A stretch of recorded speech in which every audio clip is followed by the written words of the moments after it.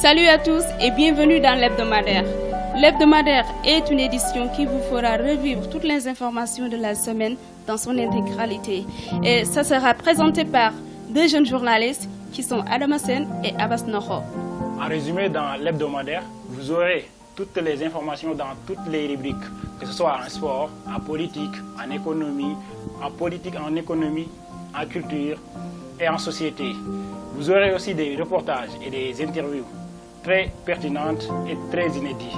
et de très haute gamme. Pour recevoir toutes les informations, veuillez vous abonner sur la chaîne Somo TV. À bientôt. Comme l'a si bien dit ma consoeur Adama Sen, effectivement, pour ne rien rater de l'information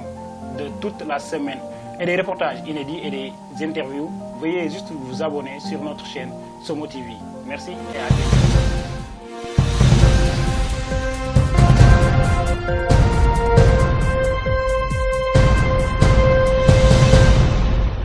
Chers téléspectateurs Somo TV ñu ngi leen di ziare di leen nuyu ku nekk ci turam ak santam tey nag dañ leen ñëwaloon fii ñun waa Somo TV ci Kër Massar ci permanence su Oumar Top responsable politique APR bu Kër Massar ñu ngi woon fii indi leen benn événement bu am importance boo xam ne coordonnateur national yi les amis de Marème Faye Sall ñoo fi ñëw pour benn visite ci biir permanence bi ñu ngi ak suñu papa Mame Birame Diouf xam naa dañ koy bàyyi rek mu def présentation parce que moom kilifa gu mag la fii ci Kër Massar surtout ci parti APR bu Kër Massar Mame Birame ñu ngi leen nuyu. maa ngi leen di fay samay doom di leen gërëm di leen sant di leen ñaanal yàlla émission bii ñuy def yàlla na ko suñu borom lépp barke mu nga xam ne lu ci nit ñi dégg rek dinañ ko mën a jëriñoo man nag Mame Birame Diouf laa tudd nekk ancien major du service médical des étudiants de l'université de Dakar maanaam centre des œuvres universitaires de Dakar léegi nag maa ngi fii Kër Massar et nekk le conseiller politique de Oumar Top nekk aussi le doyen des sages du mouvement Morek nekk aussi responsable APR je vous remercie. ok bon ñun suñu biir enquête yaakaar nañ ne fondateur Morek yi ci nga bokk ci suñuy information ci loolu lañ am dañoo bëggoon nga dikkal ñu rek ci Morek bi fan la jógee ak nu mu demee. waaw Morek ni mu dikkee lu simple la. parce que toujours da ngeen daan dégg ñu leen di natt ay xale ngeen mais le président Senghor dafa doon def la reconversion des mentalités donc xel yi ak xalaat yi dañ leen war a soppali parce que ni ñuy doxee ak ni ñuy jëfandikoo ci politique dafa xaw a doy waar. moo tax nag bi ñu créé Morek man ma jox leen mouvement pour la rénovation et l'émergence de Kër Massar la rénovation. mooy il faut rénover la façon de faire la politique ni ñuy defee politique il faut ñu soppali ko ndaxte politique politicienne daanaka moo fi am fii ci Kër Massar donc politique boobu dañ ko war a bàyyi indi politique bu bees te it ñu indi nag un responsable bu bees boo xam ne sax moom musul def politique mu ñëw Kër Massar kon loolu dafa jaadu ñi ñu daan politique yi ñu bàyyi ko indi beneen bu bees mooy la rénovation et l'émergence maintenant l'émergence qui dit l'émergence de l'APR l'émergence du Sénégal dafa war a wàcc ba Kër Massar mën a émerger voilà li nga xam ne ci ma tënk ko ci gàtt li tax ñu créer le mouvement Morek. ok dégg nañ sa kàddu dégg nañ li nga jot a wax lépp fu Morek jugee ak ni mu demee maintenant lu ñu bëggoon mooy nga wax ñu Morek yan réalisation la fi jot a def depuis commencement bi ba jamono ji ñu toll nii. ah bi ñu ñëwee nag li ñu njëkk a def mooy képp ku fi kilifa. diine wala kilifa aada ñu ñëw nuyoog yow saafanteeg yow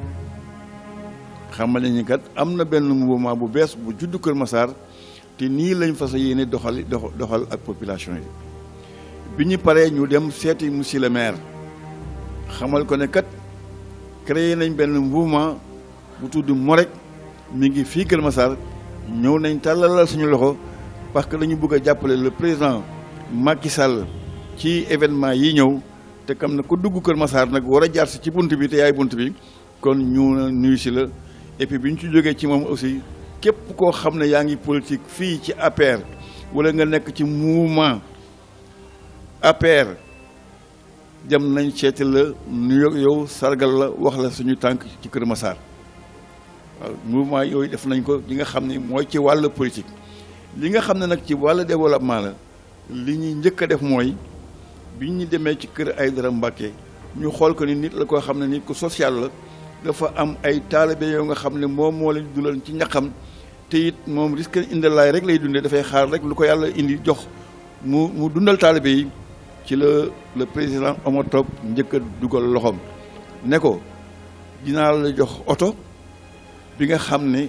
lu mu dawati verse ko ci daara ji dundal daara ji loolu lañ njëkk a def bi ci topp moom muy déglu ci télévision ba am benn xale bu dëkk Kër Massar ñu ne ko waa yow loo xam ci 31 ñu ne ñun de Noël xamuñ ko parce que musuñu cee am cadeau loolu daw yaramam mu yëkkatul ma 3 millions ñëw ba Kër Massar jëndal ko lépp cadeau xale yi jox leen ko loolu mooy ñaareelu action bi ñetteelu action benn quartier boo xam ne dafa am benn tali boo nga xam ne dañ ko wax jéggi siraat benn oto mënu faa dugg lu fay dugg daal saret boo amee néew saret koy génn boo amee sa bagage di fa duggaat saret moo lay yóbbu bi population ñoo gis ko mu dem uti ay garawaay tali ko ba xam ne fi mu nekk nit ñi dañuy dem ba ca quartier ba ñu jóge ci loolu mu ne léegi nañ dem ci jumaa yi bi ñu demee ci jumaa yi jumaa boo nga xam ne li wax dëgg yàlla bu ko nit gaañoo koñ ba bu ko nit gaañoo denc ko day am jafe-jafe lool mu dem jëndal leen climatiseur def ko ci morgue ba nga xam ne nit ña wax dëgg yàlla sanc nañ ko mu jël nag imam ba yóbbu ko Makka jël imam aussi kaas ba yóbbu ko Makka at boobu mu yóbbu ci ñeenti nit Makka fii ci kër Massar ak sa action yooyu def nañ ko sans compter nag action sociale yi nga xam ne mooy ñiy dem Tivaouane wala ñiy dem Touba wala ñi am gàmm di ko def loolu dugal na ci loxoom bu baax a baax ci jeunesse bi aussi wala ASC yi aussi la même chose dugal na ci ay loxoom jox leen ay subvention jox leen ay équipement te it nag du yem foofu mi ngi ci biir kër yi di dimbale nit ñi feebar mu ngi leen di dimbale action yu daal la nga xam ne mouvement mu rek jot na ko def ci Kër Massar. waaw Pape Mame Birame bon boobu ba léegi yaa ngi wax ci action sociale yi malgré gis nañ fi ay réalisations yu am importance gis nañ fi aussi ay ndimbal yu am importance pour néew di doole yi ak ndongo daara yi ak famille bi yaakaar naa ne Sénégal boo dimbalee ñooñu rek yaa ngi dimbale ñu bëri mais dañuy ñëw teg suñu loxo si emploi jeunes yi jeunes de Kër Massar employés yi parce que boobu ba léegi dégguma nga wax ci dama bëggoon nga ñëwal ñu tuuti ci mouvement Morek bi ndax mu ngi œuvrer ci emploi jeunes yi wala. kooku mën naa ci wax bu baax a baax ndax loolu aussi ci action sociale la bokk parce que dama yaakaar ne boo ñëwee ci kër nga jël ndaw yóbbu ko jox ko mu xëy kooku yaakaar naa ne muy dundal kër ga loolu action sociale bu rëy te loolu Omar Top daf cee dem ba mu jeex am na ay jeunes yu bëri tey ñu ngi am xëy ci moom la ñu amee xëy te loolu mu ngi ci te jógu ci te mu ngi seet aussi fépp foo xam ne daal mun na faa dugal loxoom pour xale yi am xëy mu ngi ci. waaw léegi dañ doon ñëw ci objectif Morek si long terme c'est-à-dire objectif yi muy visé parce que jugee nañ ci élection xam na ne ñu ngi demaat ci élection dëkk bi tàng na ñëpp a ngi wax dañoo bëggoon rek ngeen ñëwal ñu comme parti au pouvoir Morek si parti au pouvoir la bokk ngeen ñëwal ñu aussi ci seen objectif à long terme. Morek d'abord objectif court terme bi ñu njëkk a am mooy fexe ba les députés de l'APR ñu amoon une large majorité au niveau de l'Assemblée loolu Omar Top def na ci lu rëy ba yàlla def na APR moo am majorité à l'Assemblée bi ci des la réélection du président Macky Sall au premier tour def na ci jéego yu rëy te yaakaar naa ne fii Kër Massar bu fi APR gagné le président Omar Top def na ci liggéey bu am solo suñu objectif nag xam nga ni ku créer un mouvement politique tu vas vers des échéances politiques mooy suñu objectif premier mooy jël mairie bi liggéey Kër Massar ba rénovation ak émergence bi nga xam ne wax nañ ko ci mouvement mo rek ñun ñu def ci suñu empreinte ba population Kër Massar yëpp di ci gis seen bopp. léegi boobu ba léegi ñu ngi dégg mouvement bi Kër Massar est-ce que am ngeen ay objectif wala ay yéen a ngi xool ci seen mouvement bi le Dakar avant may wax Sénégal Dakar laay njëkkee ndax am ngeen ay objectif pour la population de Dakar. non qui dit population de Dakar d'abord mbay ci say we bala ñu am ay objectif ci Dakar ñu am def objectif première ci Kër Massar parce que Kër Massar y a pas de sécurité Kër Massar est insalubre dafa tilim Kër Massar la proximité dafa xat circulation bi doxul xam nga ne kuy ñëw Kër Massar yaa ngi am ay jafe-jafe yaa ngi jooy loolu suñu objectif première mooy fexe ba Kër Massar ku fii dugg si nga dugg si fii ak bu mucc ayib koo xam ne guddi aussi jot na Kër Massar am sécurité mu am cet ba nga xam ne maladie yu bëri yi fii am ci Kër Massar li mel ne tuberculose ak li mel ne gaal ak yooyu yëpp jóge Kër Massar loolu moom suñu objectif première mooy loolu ci Kër Massar suñ paree nag ci Kër Massar nag il faut nag ñu am ay xaritoo ndax lii développé Sénégal mooy léegi des grandes entités mel ne commune de Kër Massar ànd ak Malika wala ànd ak Pikine ñu def des grandes entités yooyu aussi suñu xel mu ngi ci parce que loolu aussi suñu objectif la bokk. léegi ñu dugg ci thème bi nga wax ñu tuuti ci visite bi lan moo waral thème général visite bi tey bi pour suñu dernière question. boobu nag dina ma neex trop parce que dañ am suñuy xarit yu am seen mouvement tuddee ko les amis de Marème Faye Sall développement 1 bu njëkk dañ doon wax rek les amis de Marème Faye Sall léegi ñu def ci développement 1 parce que mënuñu il faut sortir des chantiers battus nit ki waroo xaar rek ñu ñëw di la defal da ngay mun a defal sa bopp ba pare nga soog a xaar ku la dimbale moo tax ñu ne les amis de Marème Faye Sall développement 1 tey nag ñu ñëw seet si le président Omar Top pour ci seen objectif yi ñu am mooy fexe ba jigéen ñi seen mouvement développement 1 ñoom ñu commencé loo xam ne ci seen bopp seen coobare bopp ñoo koy def commencé seen développement loolu nag yaakaaruñ ci kenn tey toutes les régions du Sénégal ñu ngi fii tey les coordonnateurs et les coordonnatrices ñu ngi fii tey Kër Massar seet si le mouvement Morek à travers le président Omar Top pour aussi bu ñu ñëwee ñu gis ko seen bopp wax ko seen xalaat ba nga xam ne bu ñu jógee fii ci conclave bi bu ñu ci jógee ñoom dinañ teg jéego yoo xam ne lu rëy la sur le développement ba nga xam ne dinañ gis seen marraine jox ko un mémorandum exécutif boo nga xam ne ñoom dinañ ne kat ñun le mouvement les amis de Marème Faye Sall développement 1 fii lañ bëgg a teg suñu tànk fii lañ bëgg a yóbbu suñu bopp loolu mooy objectif visite bi tey.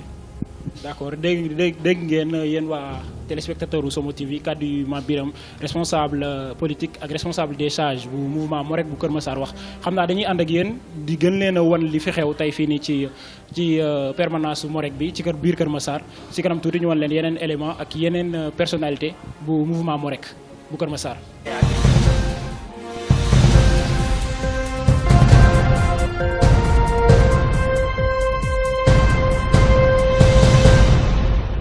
Bonsoir chers amis et téléspectateurs de la Somo TV. Comme Abbas l'a déjà dit, nous sommes avec Mouché Ndoye, cher soldat des jeunes de Kër Massar. Alors nous allons prendre une interview pour lui. Monsieur Ndoye, bonjour. Bonjour mademoiselle. Comment vous allez? Je vais bien. Et vous? Bien sûr, je vais très bien et c'est un plaisir pour moi d'être votre invité. D'accord. Aujourd'hui, nous sommes ici. Je vous rappelle que nous sommes ici à la permanence de l'APR de Morek, ici à Kër Massar. On est avec Mouché Ndoye. Alors, Mouché Ndoye, je vous entends dire que vous êtes le soldat des jeunes de Kër Massar. Alors, quel est votre objectif pour cette mouvance, mais aussi pour Morek? Bien sûr, tout le monde sait que depuis les temps du prophète Mohammed, alayhi salatu salam, les gens avaient l'habitude de dire que les jeunes sont le fer de relance du développement. Alors, il va de soi que qui veut développer sa contrée, donc, soutient inévitablement les jeunes dans leur ambition, dans leur projet. Et vous me permettrez d'entrer de plein pied pour raccourcir les choses. Pour ce qui me motive à Morek, j'ai vu que Omar et son entourage travaillent directement avec les jeunes dans le but de les promouvoir. C'est dans ce sens que je me suis approché et j'ai l'intention de m'investir à 100% pour la réussite pour les accompagner dans leurs choses. Alors, est-ce que pouvez-vous revenir sur les ambitions de Morek? C'est-à-dire, qu'est-ce que Morek peut apporter aux jeunes de Keur Massar? La première des choses, c'est que ceux qui peuvent collaborer, ce sont les gens de même génération. Et j'ai remarqué que Omar est un jeune. Et il a l'esprit jeune. Donc, quand j'ai eu à l'approcher, je me suis rendu compte que quand même, il a le cœur ouvert et large. Et il a la possibilité et la volonté d'être en rapport avec tout le monde. Et c'est assez rare, c'est un spécimen assez rare dans la société, dans cette société où nous sommes, où l'égocentrisme prime. Donc lui, au lieu d'être égocentrique, au lieu de vouloir gérer tout pour soi-même, au lieu de vouloir mettre en exergue sa personnalité, il cherche à être en rapport avec les autres et à promouvoir les autres. C'est un fait assez vraiment rare, c'est ce qui m'a séduit. D'accord. À travers son abnégation, mais aussi à travers sa détermination, vous nous parlez de M. Omar Top. Bien vrai qu'on a entendu ces bienveillances qu'il fait dans ce pays, mais aussi plus précisément à Keur Massar. Alors, puisque vous êtes parti de l'APR, qu'est-ce que vous allez dire au président de la République en tant que président? Que voulez-vous que le président fasse pour les habitants de Keur Massar, mais aussi pour les jeunes? Parce qu'il parle de pays, il parle de jeunesse. Bien sûr, au président, je l'interpelle en tant que Keur Massarois, pour lui dire que Keur Massar est en léthargie et malade du fait de sa mauvaise gestion, de sa gestion gabégique. Donc, celui qui gère n'a pas le niveau requis intellectuel pour pouvoir gérer. Donc, Keur Massar est en train de prospérer parce que, d'une manière générale, il y a la venue exponentielle, par exemple, des autres. D'autres habitants. Donc l'esprit culturel change, l'esprit donc forcément social et la cohabitation va être difficile.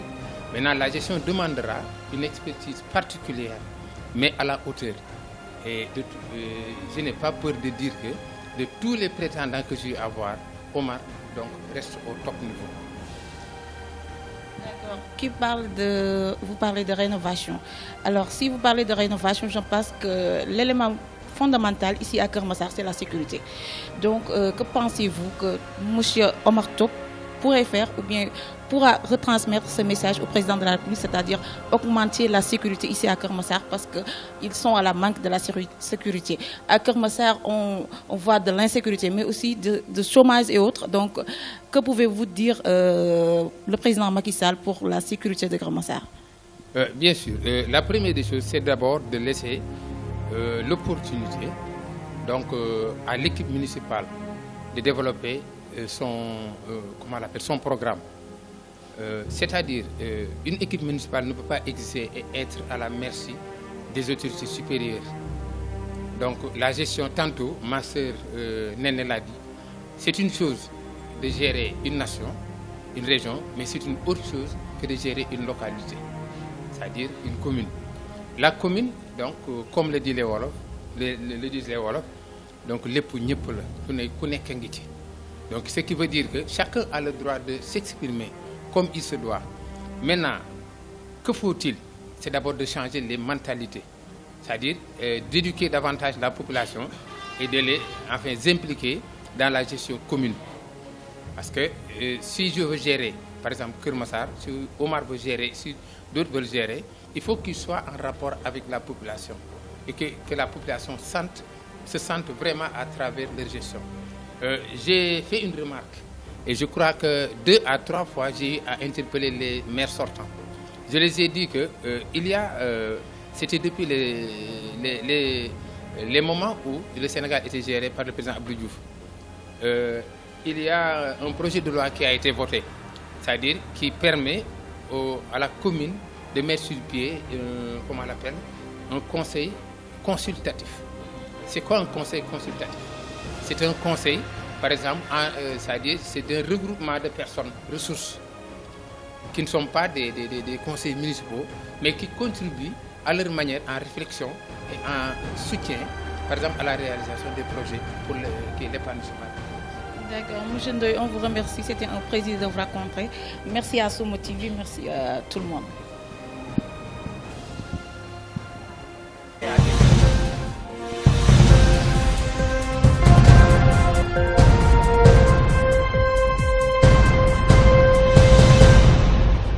comme ni ngeen ko gisee booba léegi ñu ngi Kër Massar ñu ngi ci Morek bi permanence su El Hadj Oumar Top bon ñu ngi ak yaay Néné Marème Top coordonnatrice Morek dañ koy bàyyi mu présenté wu ñu dalal ko.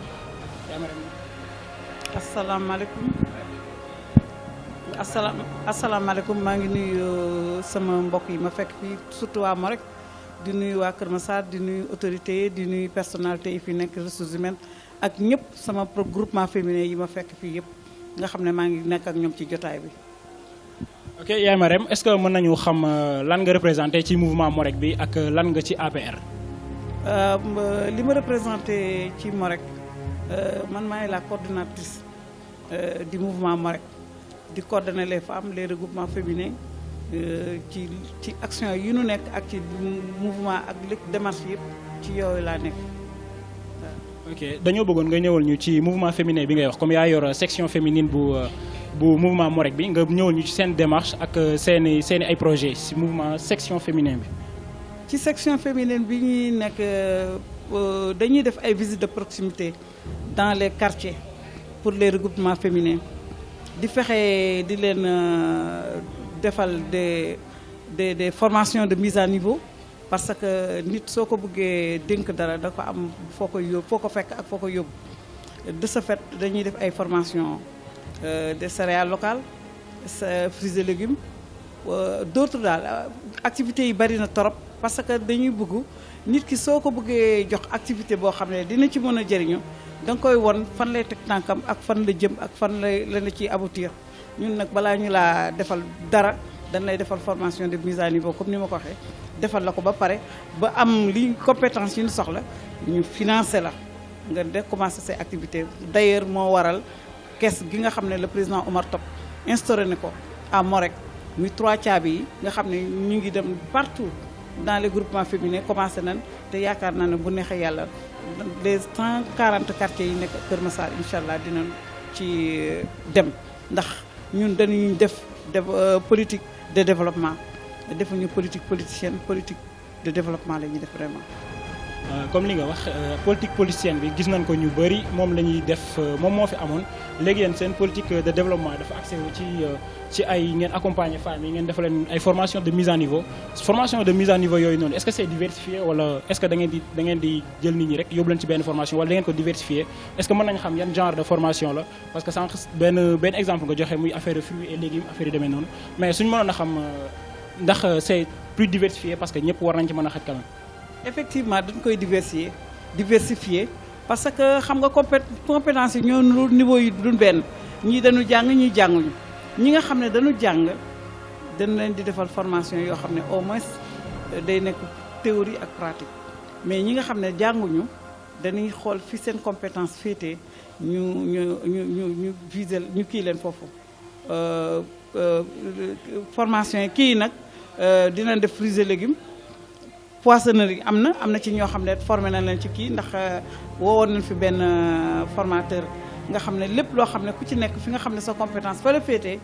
da nga koy wax ñu fexe ba nekkal la ci li nga xam ne moom nga xam parce que nit ki tamit soo ko bëggee dimbale ci développement da ngay xam fan la tegoon tànkam nga appuyer ko renforcer ko mu mun a dem waaw.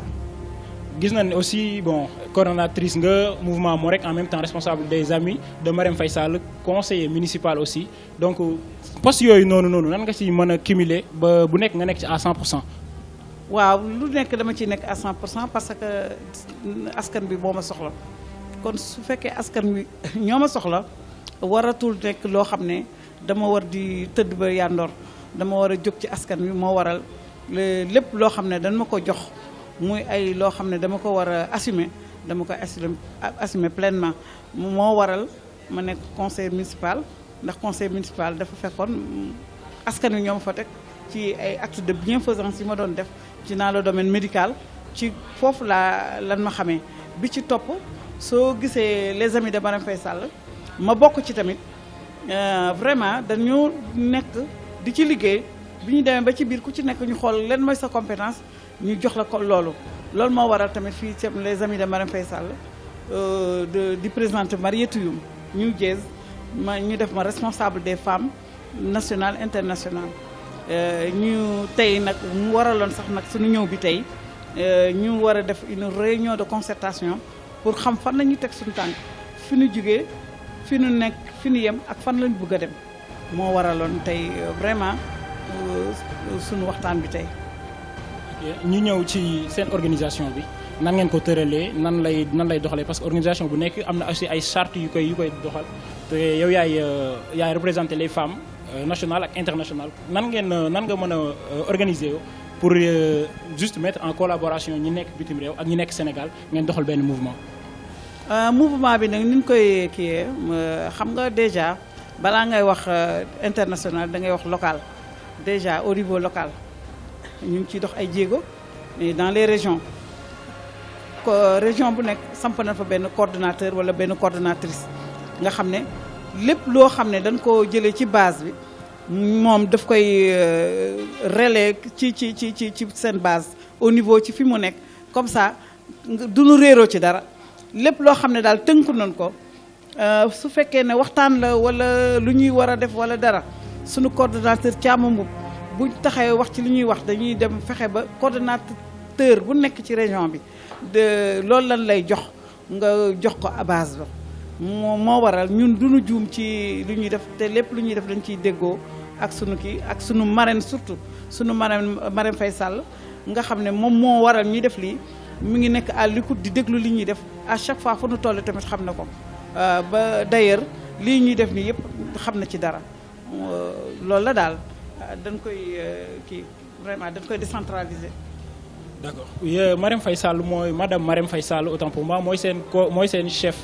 mouvement bi moom moo les amis de Marème Faye Sall donc bu ngeen amoon tey loon koy wax ak fu dëkk bi tollu lan ngeen koy wax parce que gis nañ ne politique bi xaw na doy waar dëkk bi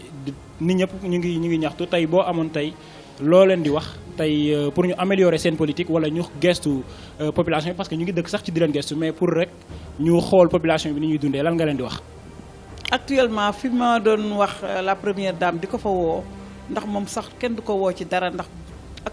foo ko fekk mu ngi ciy def des œuvres sociales ay actes de bienfaisance kooku vraiment xanaa li naan daj xaw ma kenn mënul dajale fépp ndax yenn saa yi dafay am coin yoo xam ne da ngay yaakaar ne ña nga fa teg seen loxo lañ ko war a def dinañ ko fa def duñ fa def te bu ñëwee dañ lay woon ne la def nañ lépp te fekk duñ def dara mais ñu ngi koy woo ci ne ko la première dame au niveau de Kër Massar femmes yi soxla na ko xam na les problèmes qui existent à Kër Massar xam na ko bel et bien ñun ñu ngi ko ci gën a woowaat mu ñëwaat seet ñoo xam ne ñoo am nañ compétence boo xam ne dinañ mën a waxtaan ak ñëpp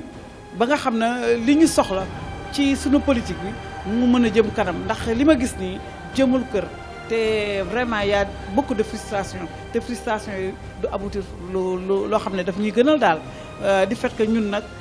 ci mouvance présidentielle la ñu bokk mais soo nee une conseillère wala un maire c'est pas pour un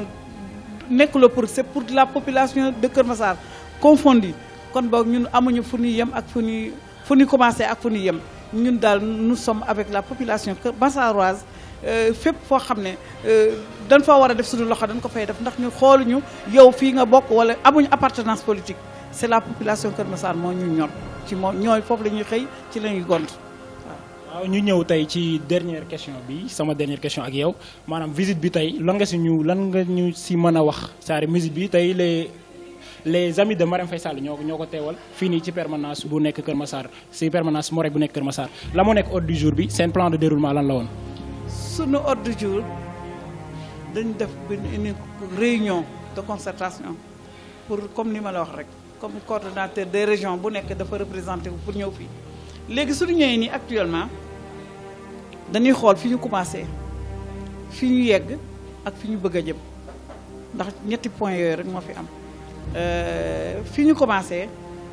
defe naa présidentielle moo fi passé ñëpp xam nañ suñu taxawaay ñun ñëpp les amis de Marème Faye Sall ñëpp suñu taxawaay def nañ ci liñ ci mën ba li ñu soxla woon am nañ ko léegi nag nekkatuñu ci phase présidentielle ñu ngi ci phase locale te ñun même bu dul phase locale nous sommes toujours avec la population du question ay local wala ay poste éligible moo ñuy boole ak askan wi li ñu boole ak askan wi mooy lu leen mën a jàppale ñu jàppale leen ko loo xam ne amuñu ko ñu jéem ko uti indil leen ko moo waral suñu taxawaay tey fii ci le mouvement Morek ki nga xam ne nag ñu pare ne ko le président Omar Top nag musul génne loxoom ci ñun avant élection yi ba fii ñu toll ni toujours loxoom mi ngi ci te ñun nag un homme social bu mel ni le président Omar Top la ñu soxla parce que nee naa la amul appartenance politique vraiment mi ngi jouer son rôle di def li nga xam ne bu ko neexoon mu ne nangam ak nangam am na appartenance mais defu ko ñëpp leen fi recevoir képp koo xam ne am nga soxla ci loo xam ne mën nañ ko faj dinañ ko faj bu fekkee ne dafa nekk compétence loo xam ne daf ñu dépasser suñu compétence lu mu ci mun tamit dina ko def woon la yoon bi nga xam ne boo ko defee toppee di nga am aboutissement ñun daal ñu ngi koy gërëmaat le président Omar Top di ko sant di ko wax ne suñu toogee tey bay def ci permanence am bi li ñu soxla mu yëkkati ay bien di ci boole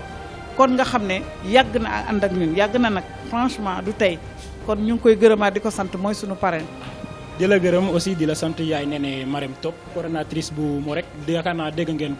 dégg ñoo ko déggandoo donc loolu moo nekkoon ordre du jour bi pour coordonnatrice Morek en plus en même temps responsable des femmes des amis de Marème Faye Sall conseillère municipale aussi bu Kër Massar xam naa rek dañuy dem jëli leen beneen personne beneen autorité bu am importance fii nii ci Morek bu Kër Massar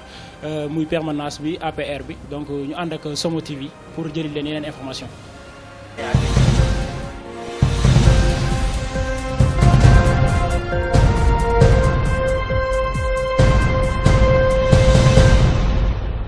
waaw ñu ngi ak Fodé Kairé responsable des coordonnateurs des jeunes et aussi planification et suivi Fodé dañ lay bàyyi rek nga nuyoo boo wax ñu yaay kan quoi. asalaamaaleykum Somo TV maa ngi leen di nuyu kenn ku si nekk turam ak santam di wax ne maa ngi tudd Pape Fodé Kairé di coordonnateur des jeunes du mouvement Morek en même temps responsable du planification et suivi pour le mouvement Morek. Fodé comme yaay coordonnateur des jeunes gis nañ ne Kër Massar jeunes yi bon gis nañ fi ay xew-xew yoo xam ne ci jeunes yi lay jógee gis nañ fi aussi manque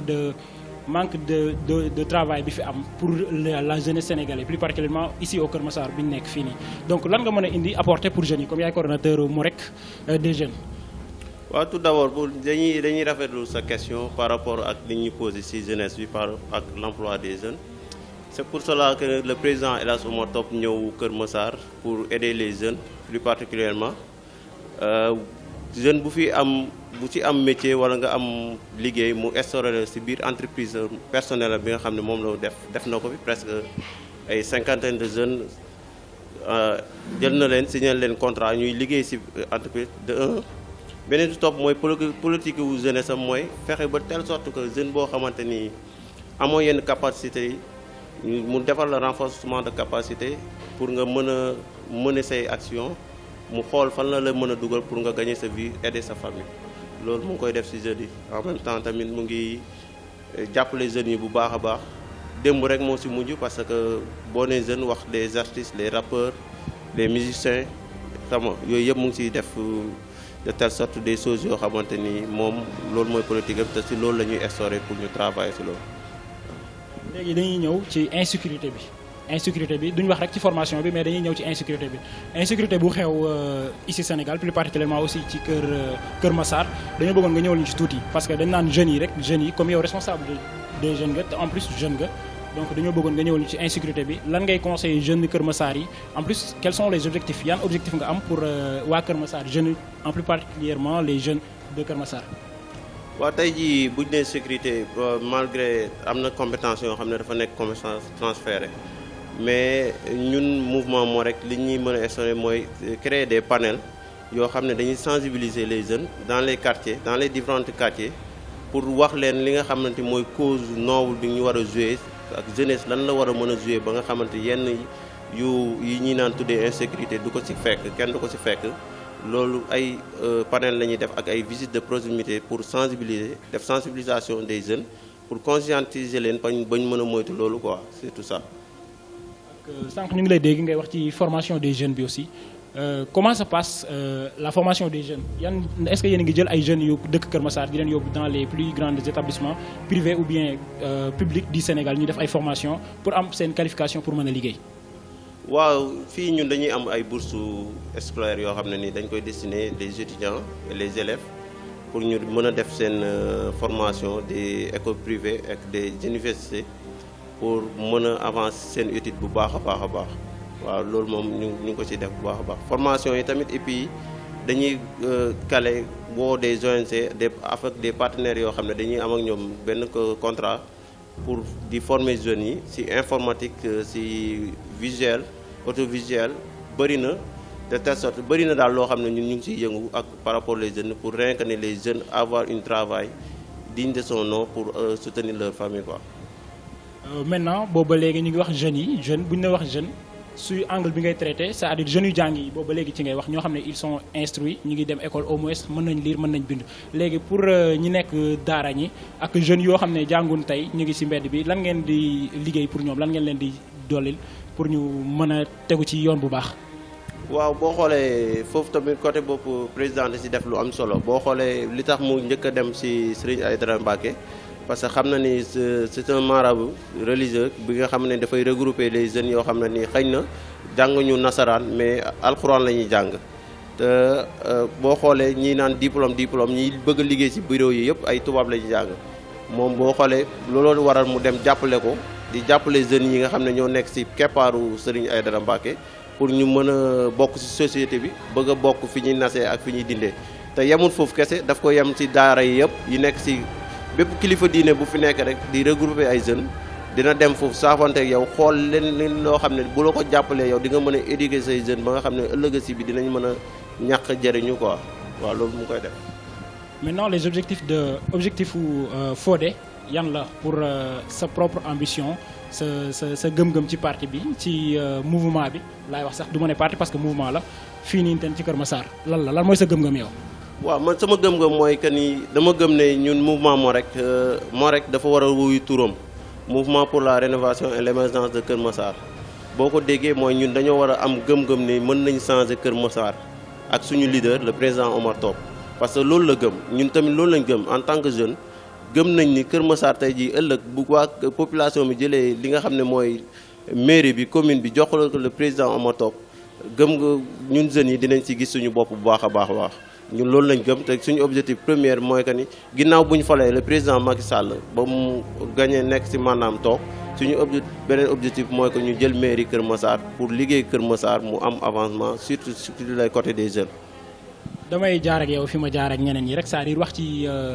problème bi am ci politique bi léegi nii parce que am na ñu wax ne politique defuñ pour politique simplement dañuy def politique pour politique de l'émergence de Kër Massar donc on note souvent que day am ay hausse yoo xam ne ci gouvernement bi la comme vous faites partie intégrante de l'APR dañ doon ñëw ak yéen ci seen politique la mooy seen politique ak lan ngeen di dékkal lan ngeen di indil askan wi loo xam ne dina leen amoindrir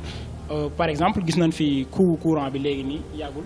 temps yi coow boobu moo lëmbee Sénégal affaire courant bu yokk bi donc lan ngay wax pour ce président mu gën a favoriser une vie paisible ici à Kër Massar. waaw vie paisible moom yàlla suñu borom rek yaakaar naa moo mën a matal lépp parce que tamit moom li moom jaam pexe ak yàlla ak dogalam la quoi le président Omar Top il n'est pas le poste du directeur du ministre du député alalu boppam la jël. déggoo seeg président mu xam ne xaritam la mu ñëw Kër Massar di ko liggéeyal comme ni mu mën a def rek mooy lépp lu muy def ci doole boppam la koy def te am na gëm-gëm tamit ba xamal ni population nit ki loo mënut bu ci dugg waaw ba loolu lay instauré ci jeunes yi moom la ñuy jàngal moom la ñuy wax jeunes yi nit ki booy def di ngay def li nga mën booy wax nga wax li nga mën boo tëddee nga nelaw mais tamit politique bi ñuy indi tamit loolu da see bokk nga wax nit ki loo xam ne da nga koy def moo gën mais politique bi fi amoon politicien di dig nit ñi wala nga wax loo xam ne xam nga ne lii amul tamit loolu dañu lay sonal sa bopp te dana bu yàggee nit ñi dañ lay weddi raison de plus que daal ñun diñ gëm ba gëm ko mooy nit ku ci nekk xam nga li sa poche yellool xam nga li nga mën a dundee nga yem ci loolu nga liggéey ko Sénégal jëm kanam waaw. ñu wax ci visite mouvement bi mouvement des coordonnateurs des amis de Marème Faye Sall ñu ñëw fii tey seet si leen ci seen permanence bi lan mooy ordre du jour bi ak déroulement bi nan lay demee ak lan nga leen di wax pour gën leen a ñaax ñu liggéeyal population bi. waaw ñoom waa foofu dañuy sant di gërëm suñu maman muy yaay Nene Top ak suñu maam Biram Diouf ñu ngi leen di sant di leen gërëm di leen wax ni ñoom ñooy nekk membre ci des amis de Marème Faye Sall développement 1 ñoom ñoo waral visite bi tey jii.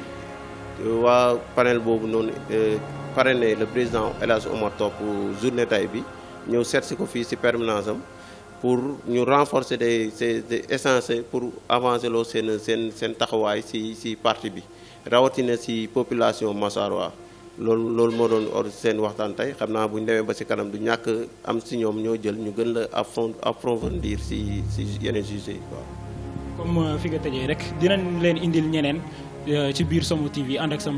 sama caméraman Somo ñu indil leen li fi xew fii nii ci visite des coordonnateurs des amis de Marème Faye Sall fii nii ci permanence su Morek bu El Hadji Oumar Top.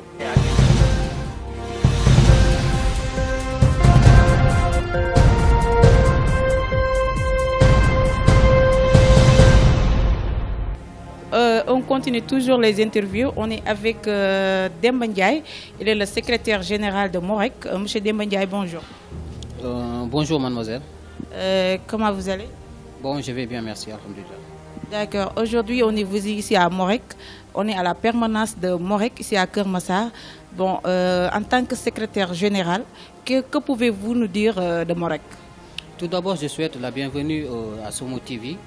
ici à la permanence Morek. Morek qui signifie le mouvement pour la rénovation et l'émergence de Keur Massar. Qui dit rénover Keur Massar, c'est quelque chose qui est tellement difficile. Oui. Mais est-ce que vous êtes encore dans les démarches de rénover Keur Massar carrément? Bon, on est dans les démarches de rénover Keur Massar depuis 4 ans. Parce que le mouvement Morek, depuis 4 ans, c'est le seul mouvement qui est venu ici au niveau de Keur Massar, rien que pour essayer de rénover Keur Massar, vu la gérance de la municipalité, en l'occurrence, monsieur le maire Moustapha Mbeng. D'accord. Monsieur Omar Top, est-il prêt pour devenir maire de Keur Massar? Bon, je vous dis une chose. Monsieur Omar Top, depuis qu'il est à Keur Massar, il a 2 objectifs. Son premier objectif était la réélection du président Macky Sall, qui a été acquis depuis l'élection présidentielle passée. Son deuxième objectif, c'est son élection à la mairie de Keur Massar. Son objectif, c'est la mairie de Keur Massar, mais est-ce qu'il a fait des bienfaits qui vont pousser la population à voter pour lui pour devenir maire? Bon, M. Omar Top, c'est l'homme politique qu'il faut au niveau ici à Keur Massar. Depuis sa venue à Keur Massar, bon, il a instauré beaucoup de choses. Si je viens par exemple avec la jeunesse, il a fait des formations avec la jeunesse et aussi au niveau de Malika en format 100 jeunes qui sont à la suite diplômés en informatique. Et à chaque année, il donne des bourses aux étudiants pour faire des formations dans des écoles privées. Cher Omar Top, deviendra-t-il demain le chargé, c'est-à-dire le leader qui va défendre la population de Keur Massar? Il est déjà le leader qui défend la population de Keur Massar parce que c'est le seul leader, c'est le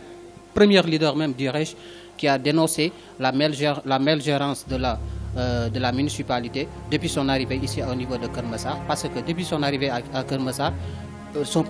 la première chose qu'il a fait, c'est de rendre visite au maire Moustapha Mbeng pour lui dire qu'il est venu ici par l'intermédiaire du président Macky Sall pour aider la population massaroise. Mais ce dernier ne voulait pas travailler avec lui. Raison de plus, il s'est reculé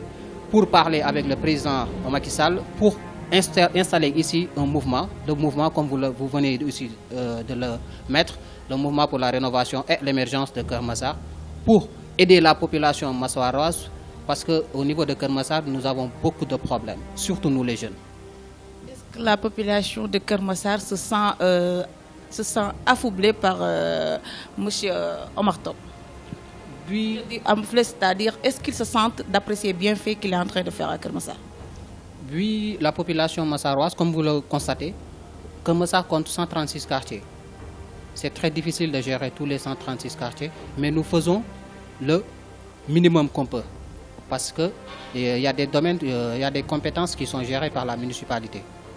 Tandis que les autres compétences, si par exemple, on peut aider la population, parce que je peux vous donner un exemple, par exemple, on a mis en place ces temps-ci une caisse. Une caisse, comme vous le constatez, cette caisse s'appelle caisse Omar Top. On veut l'installer dans tous les 136 quartiers pour aider les familles avec ces montants. Et on peut gérer ça. Ça sera comme une cantine qui vont faire cette caisse dans tous les 136 quartiers. Est-ce que les femmes se sentent des bienfaits de chef? Comme ici, je vous dis une chose, au niveau du mouvement Morek, il y a beaucoup plus de femmes que des hommes. Il peut y avoir plus de femmes. Ma question c'est que est-ce qu'ils se sentent des bienfaits de Omar Top? Bien sûr, ils se sentent du bienfait de Omar Top parce que c'est le seul leader qui est ici pour eux, qui est venu ici au niveau de Keur Massar pour les aider dans toutes les manifestations qu'ils font. Qu'elles font, voudrais-je même dire. D'accord, je vous remercie. Mais ma dernière question serait que pouvez-vous nous dire de la sécurité? Que attendez-vous de Omar Top qu'il le fasse pour la sécurité de Keur Massar? Bon, je vais vous dire une chose. Qui parle de sécurité, moi je dirais le président Omar Top. Qui parle de sécurité, je dirais le président Omar Top parce que son travail s'exerce au niveau de la sécurité. C'est sa compétence, je voudrais même dire. Donc, j'aurais bien aimé qu'il soit maire un jour à Keur Massar. Et j'en suis sûr que lorsqu'il sera maire de Keur Massar, et j'en suis sûr qu'il sera le futur maire même de Keur Massar, et lorsqu'il sera le maire de Keur Massar, j'en suis sûr qu'il va gérer ce problème de sécurité parce qu'on ne peut pas imaginer une commune comme Keur Massar qui a 136 quartiers, qui n'a même pas un poste de police. Ça c'est inadmissible. D'accord, j'espère que Dieu exaucera vos vœux. C'était un plaisir de partager avec vous. Merci beaucoup, ravi de vous rencontrer. Merci beaucoup aux téléspectateurs de la Somo TV, la chaîne leader. Merci beaucoup.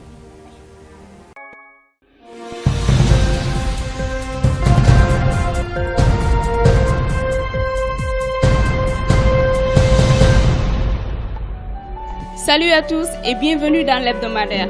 L'hebdomadaire est une édition qui vous fera revivre toutes les informations de la semaine dans son intégralité. Et ça sera présenté par deux jeunes journalistes qui sont Adama Sen et Abbas Noro. En résumé, dans l'hebdomadaire, vous aurez toutes les informations dans toutes les rubriques, que ce soit en sport, en politique, en économie, en culture et en société. Vous aurez aussi des reportages et des interviews très pertinentes et très inédites et de très haute gamme. Pour recevoir toutes les informations, veuillez vous abonner sur la chaîne Somo TV. À bientôt. Comme l'a si bien dit ma consoeur Adama Sen, effectivement, pour ne rien rater de l'information de toute la semaine et des reportages inédits et des interviews, veuillez juste vous abonner sur notre chaîne Somo TV. Merci et à bientôt.